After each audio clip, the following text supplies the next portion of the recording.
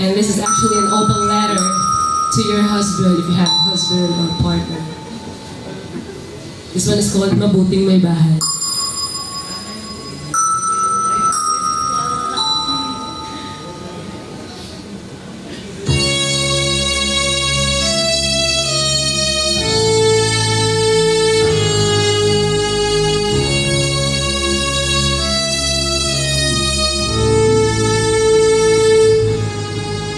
Diyos ang saksi, maupo at makinig hanggang dulo.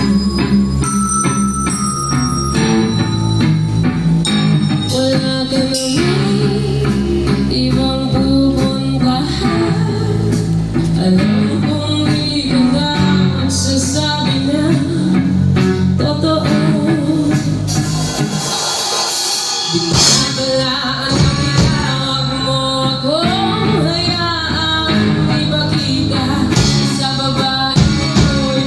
diskusyon. Pagod na ako makito sa mga pangako.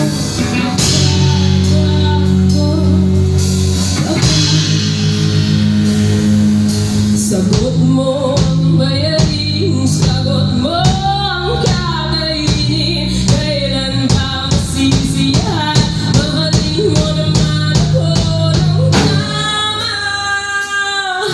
Isa kong mabuti, my boy. Dapat alam na gagawin ko dahil isa kong mabuting buhay. Kahit sinong mabuti ay nagtitignan sa ginagawa mo. Hihingi ka lang naman ng tawad at sasabihin ng mga kaibigan ko na wala silang pake pagkat maganda ang lagay nila. Akala ko na muli, pero mali pala.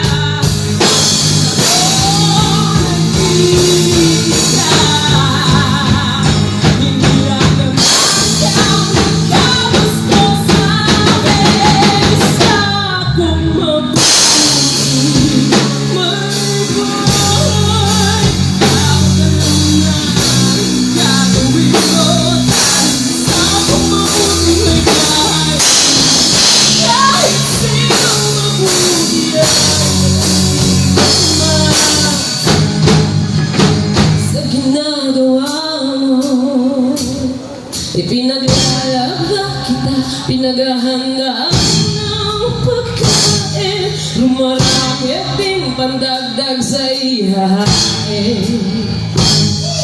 Nagsilang ng iyong mga sapling na hatid sila sa eskwela. Kinigisig sila, binibihis sa kahabang nalagaan. Ang sama sa nanay mo, kahit pagod na